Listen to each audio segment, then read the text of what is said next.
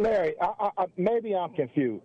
Did you just say that the officer murdered George Floyd because he feared the crowd yelling and cussing at him? I didn't say the officer. I didn't say the. Do you want me to answer the question? Do you want me to answer the question?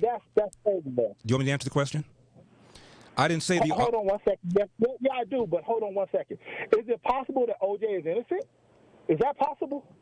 No. But your first question. Okay. Well, no, it's not possible that he murdered George Floyd because he feared the crowd. That's idiotic, Larry. Now, come on, you lose credibility when you do that. Okay, Jerry, do you want me to answer the question, or did you call just to yell at me? What do you want me to do? Answer the question. Okay. I did not say that he murdered George Floyd. You did. I said it is. Of course, you don't agree with that. You think George Floyd all right. Okay, Jerry. As far as I'm concerned, we've jumped the shark on this phone call because I'm not going to consistently be interrupted. You asked me a question. You want me to respond to it. What I said is, do you not think it is possible that at least one juror will believe that this officer feared for his safety, was concerned about the crowd, and one of the reasons he was distracted from looking at George Floyd and checking on his condition is because of his concern about the crowd?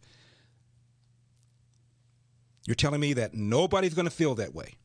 And what I find fascinating, Jerry, when I hear pundits and whether or not they're on TV or not on TV like you haven't even heard the defense. You've heard cross-examination. You haven't heard their experts. You haven't heard their use of force experts. You haven't heard their cause of death experts. You haven't heard anything. All you've heard are cross-examinations.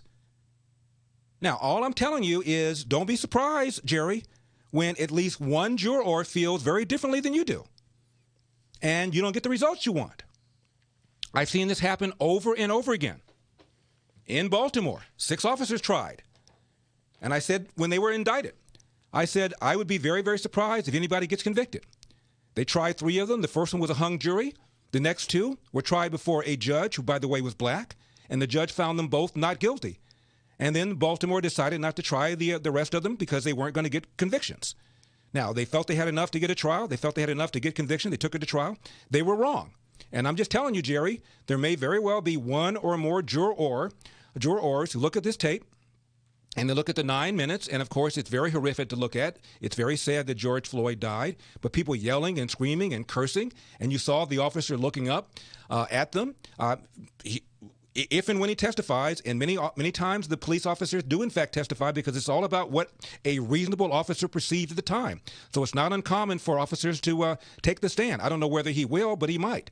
And the whole point is, what does a reasonable officer perceive? What would a reasonable officer have perceived at the time? Was it unreasonable for him to perceive a threat to his safety?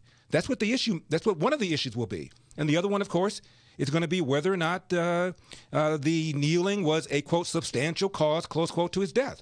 And I think that's debatable, too. So all I'm telling you is don't freak out, Jerry, if and when this thing does not turn out the way you want to. All right?